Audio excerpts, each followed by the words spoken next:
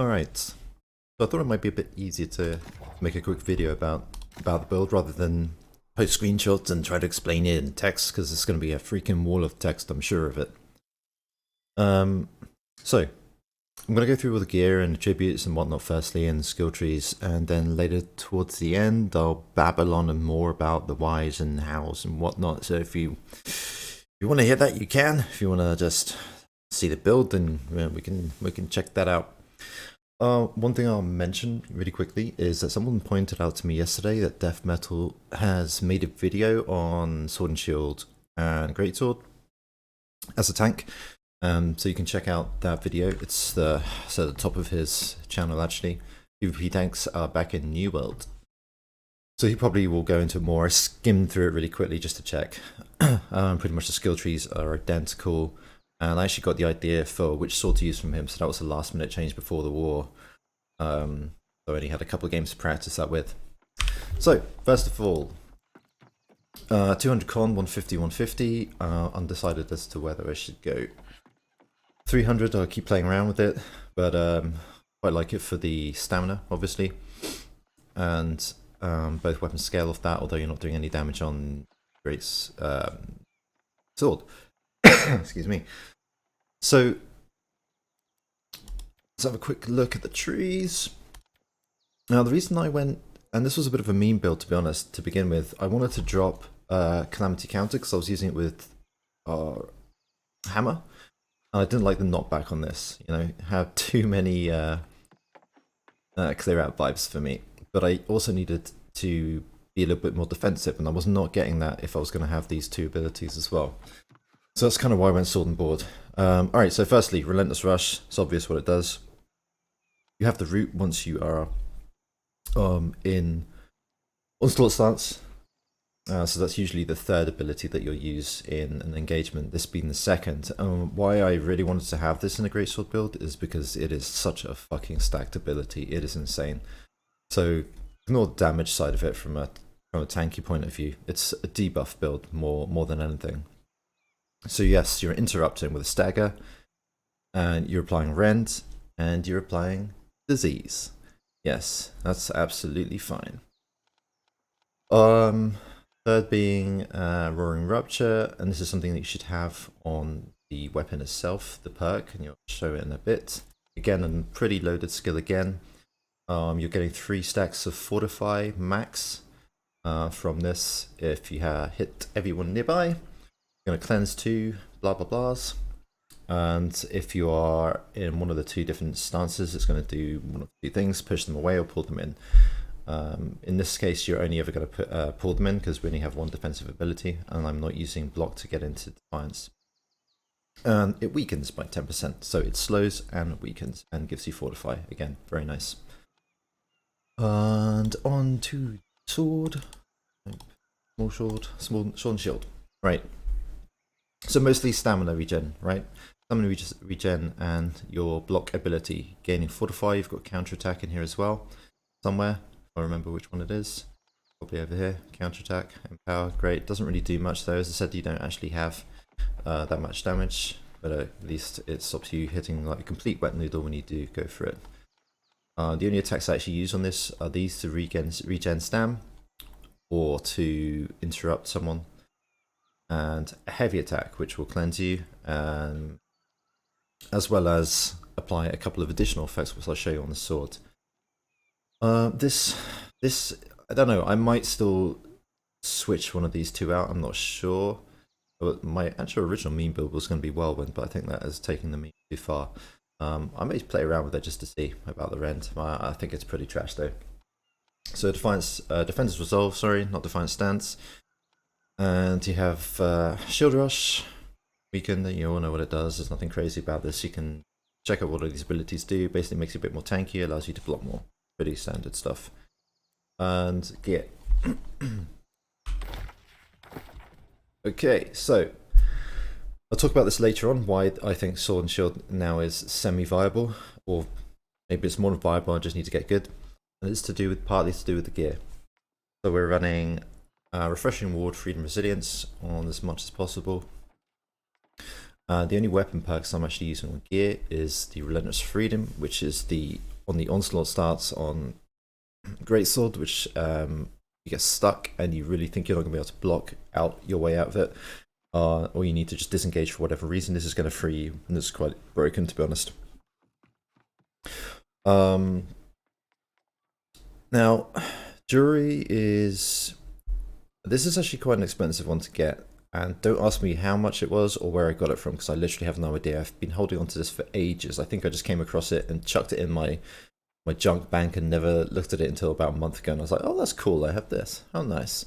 So Divine Health for a very stationary, immobile build is very, very important. Stamina Recovery, again, is also very, very important for this build. Champion's Ring.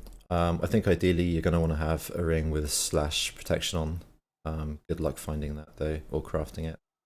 I don't even think there's any on the market at the moment. If they do come up, they're probably more money than I can dream of, but I will be working towards that. Another refreshing ward. So in total, I actually have 7 refreshing ward on this with Greatsword up. Overkill maybe, but I'm enjoying it. Refreshing Toast, regenerating, and sword. As I said, we don't do any damage on the sword. Shield, and you'll see why. Plague Strikes and Trench and Rend. You might think that's trash and a meme, but it's not. Explain to you why in a sec. Transference. This is a farmable from a 5-minute respawning boss in Reek-Order. Slowing Rupture, Thwarting Strikes, Refreshing Ward, Heavy Attack build, don't forget. And even with 150 strength decks, you are going to have grit on your heavy attacks. And the shield, Fortifying Shield Rush, Refreshing and Studying Fortification. Yeah, you have shit tons of fortification on this build.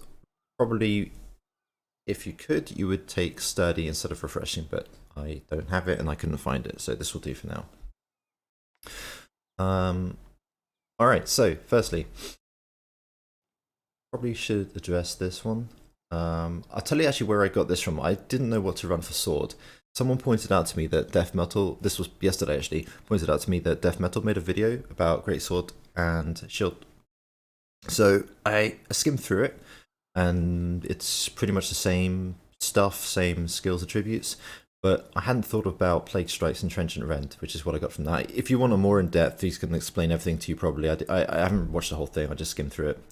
But I got this idea from his build, and actually it makes a lot of sense. You can check it out. Oh, this is his channel, Death Metal, blah blah blah. I think I already pointed that out to you earlier. So why is it not shit in the meme?